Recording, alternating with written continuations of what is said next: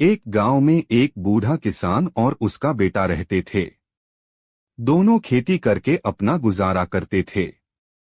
किसान का नौजवान बेटा खेती के काम में अपने पिता का हाथ बंटाता और साथ ही पढ़ाई भी करता था। बूढ़ा किसान रोज मंदिर जाता और भगवान से यही प्रार्थना करता, हे प्रभु, इस बार मेरी फसल अच्छे दामों पर बिक जाए ताकि मैं और मेरा बेटा आराम से जीवन यापन कर सकें। लेकिन जब किसान मंडी में अपनी मेहनत की फसल बेचने गया तो वहां का लालची व्यापारी फिर से बहुत कम दामों पर फसल खरीद लेता है।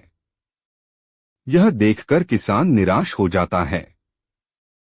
उसे चिंता सताती है, बेटे की पढ़ाई का खर्चा कहां से आएगा। किसान का बेटा पढ़ाई में बहुत अच्छा था। वह दिन रात मेहनत करता और अपने पिता के सपनों को सच करने का प्रयास करता।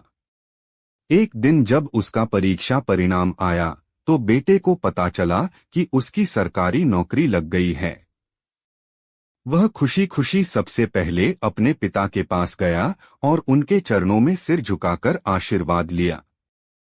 समय बीतता गया और किसान का बेटा एक बड़ा सरकारी अफसर बन गया।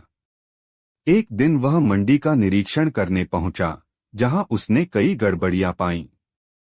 उसी व्यापारी का सच सामने आया, जिसने कभी उसके पिता की मेहनत को कौड़ी के दामों में खरीदा था।